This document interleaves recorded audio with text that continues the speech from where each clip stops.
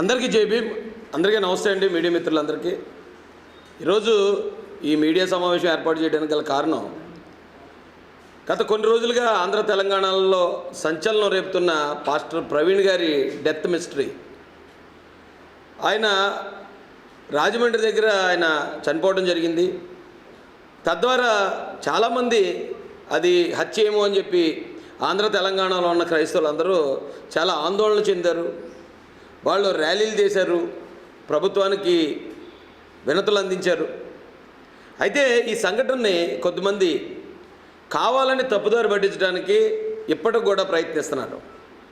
అలాంటి ప్రతి ఒక్కరికి కూడా తెలుగుదేశం పార్టీ అధికార ప్రతినిధిగా నేను తెలియజేసే విషయం ఒకటే.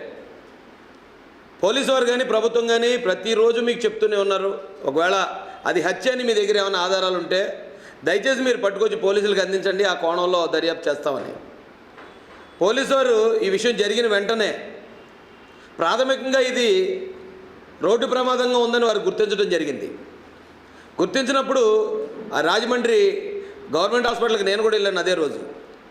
ఆ రోజు నేను అక్కడ చూసిన తర్వాత పోలీసు వారి వివరాలు తీసుకున్నాక అక్కడ సిచ్యువేషన్ అంతా నేను పరిశీలించాక ఇది 90% యాక్సిడెంట్ లాగే కనిపిస్తుంది, ఎవరో ఆందోళన చెందొద్దని మేము అక్కడ మాట్లాడడం జరిగింది. మరుసటి రోజు పోలీసు వారు ఇచ్చిన ప్రాథమిక సమాచారం మేరకు గౌరవ మంత్రివర్యులు నారా లోకేష్ గారు కూడా ట్వీట్ చేశారు. అయితే దీని మీద చాలామంది అనుమానాలు వ్యక్తం చేస్తున్నారు. కాబట్టి పాస్టర్ ప్రవీణ్ పగడాల గారు గతంలో కొన్ని డిబేట్లు చేశారు, ఆయన కొంతమంది శత్రువులు ఉన్నారు. కాబట్టి ఇది హత్యేమో అనే కోణంలో పోలీసు వారు దర్యాప్తు కూడా ప్రారంభించారు.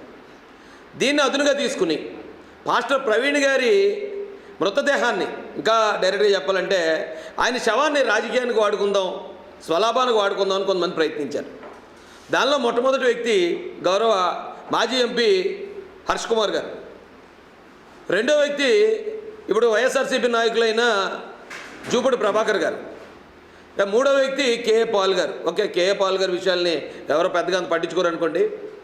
కానీ వీళ్ళిద్దరూ ఇంటెన్షనల్గా ఇది యాక్సిడెంట్ హత్య అనేది ఇంకా కన్ఫర్మ్ అవ్వకుండా యాక్సిడెంట్ జరిగిన రోజే, ఎప్పుడైతే ఆయన చనిపోయిన రోజు ఏదైతే ఉందో అదే రోజు హర్ష్ కుమార్ గారు అక్కడికి గవర్నమెంట్ హాస్పిటల్ దగ్గరికి వెళ్ళి ఇదంతా కూడా హత్యే, కన్ఫర్మ్ ఇది హత్య, నాకు డాక్టర్లు కూడా చెప్పారు, అలాగే ఇదంతా కూటమి ప్రభుత్వం చేస్తుందని బేస్లెస్ ఎలిగేషన్స్ చేశారు.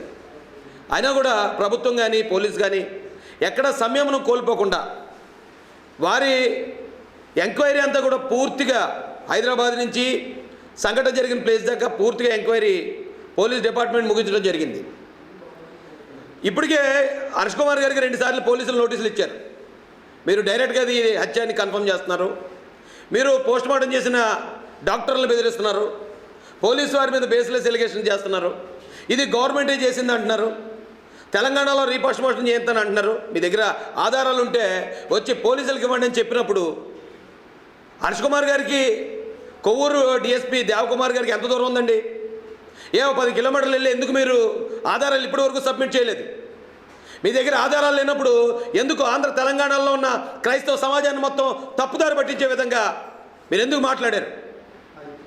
నేను క్లియర్గా అడుగుతున్నాను. ఈరోజు నేను డిమాండ్ చేస్తున్నాను మిమ్మల్ని. మీకు ఇది హత్య కాదు, ఇది ప్రమాదమే అని చెప్పి మీకు ఆ పోస్ట్మార్టం చేసిన రోజే తెలుసు. మీకు తెలుసు అంటానికి నా దగ్గర ఆధారాలు ఉన్నాయి.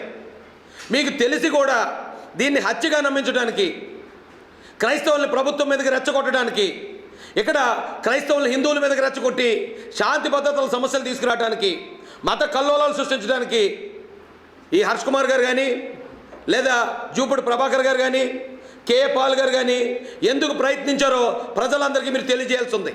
చంద్రబాబు నాయుడు గారి మీద వీళ్ళకున్న పాత అక్కసు తీర్చుకోవాలని మత కలహాలు రేపడానికి కూడా ప్రయత్నం చేసిన ఇలాంటి దుర్మార్గుల్ని ఖచ్చితంగా చట్టపరంగా శిక్షించాలి. ఆల్రెడీ రాజమండ్రిలో ఇలాంటి పుకార్లు రేపుతున్న ఒక వ్యక్తిని అరెస్ట్ చేయడం, రిమాండ్కి పంపడం కూడా జరిగింది. ఏది చెప్తే అదే. ఇది ఇక్కడ ప్రవీణ్ పగడాల గారిని చూపిస్తే మాస్క్లో ఉన్నాడు ఆయన కదంటారు. ఒకవేళ డైరెక్ట్గా ప్రవీణ్ పగడాల గారు ఫేస్ చూపించినా కూడా లేదు, ఎవరో ప్రవీణ్ పగడాల గారిలా మాస్క్ వేసుకున్నారని పుకార్లు పుట్టించి ఇప్పటికి ఇంకా కూడా క్రైస్తవ సమాజాన్ని తప్పుదోవ పట్టించే పరిస్థితులు ఉన్నాయి. దయచేసి వీళ్ళందరూ కూడా మేము ఒకటే హెచ్చరిస్తున్నాం. మీ దగ్గర నిజంగా ఆధారం ఉంటే మీరు ఇప్పటికే పోలీసులకు వచ్చి చూపించుండేవారు. ఆధారాలు లేకుండా అక్కడ చంపేశారు, ఇక్కడ చంపేశారు, అలా కాదు ఇలా కాదని రకరకాల పుకార్లు పుట్టించి మీరు మత కలహాలు రేపడానికి మీరు చేసిన ప్రయత్నం ఈరోజు ఆంధ్ర తెలంగాణలో ఉన్న క్రైస్తవ, ముస్లిము, హిందూ సమాజం మిమ్మల్ని నమ్మలేదు కాబట్టి ఈరోజు ఇంత ప్రశాంతంగా ఉంది. ఈ ఆంధ్రప్రదేశ్లో ఎప్పుడు కూడా ఈ రకమైన మత కలహాలు ఎప్పుడూ లేవు. అందరూ అన్ని కులాలోళ్ళు, అన్ని మతాలోళ్ళు ఇక్కడ అభివృద్ధిని కాంక్షింటారు తప్ప ఒక మతాన్ని చంపేయాలి, ఈ మతమే బతకాలనే వాళ్ళు ఎవ్వరు కూడా ఇక్కడ లేరు. కానీ ఇంత పెద్ద కుట్ర చేశారు. ఈ కుట్ర ఈ రోజున ఆంధ్రప్రదేశ్ పోలీసు సమర్థవంతంగా వాళ్ళ ఎంక్వైరీలో ప్రతి ఒక్కదానికి ఆధారం తీసుకొచ్చి ప్రతి ఒక్కదానికి ఎవిడెన్స్ చూపిస్తూ వాళ్ళు ఈ రోజున ప్రజలకి చేసిన మేల్ని ఎప్పటికీ మర్చిపోలేమండి. అన్ని కులాల తరపున, అన్ని మతాల తరపున ఈ ఆంధ్రప్రదేశ్ పోలీసుకు కానీ వెంటనే స్పందించిన నారా లోకేష్ గారికి, నారా చంద్రబాబు నాయుడు గారికి, అలాగే హోంమంత్రి వంగలపూడి అనిత గారికి కూడా హృదయపూర్వక ధన్యవాదాలు తెలియజేస్తున్నాం. ఖచ్చితంగా ఇలాంటి పుకార్లు ఎవరైనా బేస్లెస్ ఏ ఆధారం లేకుండా పుకార్లు పుట్టించేవారు ఎవరైనా ఉంటే వాళ్ళ మీద కూడా కఠినమైన చర్యలు తీసుకోవాల్సిందిగా పోలీసు వారిని కూడా మేము డిమాండ్ చేస్తూ నేను ముగిస్తున్నానండి. Thank you very much. అది ఇంకా పోలీసు అఫీషియల్గా రిలీజ్ చేయలేదండి. అది ఆల్రెడీ ఎలాగండి?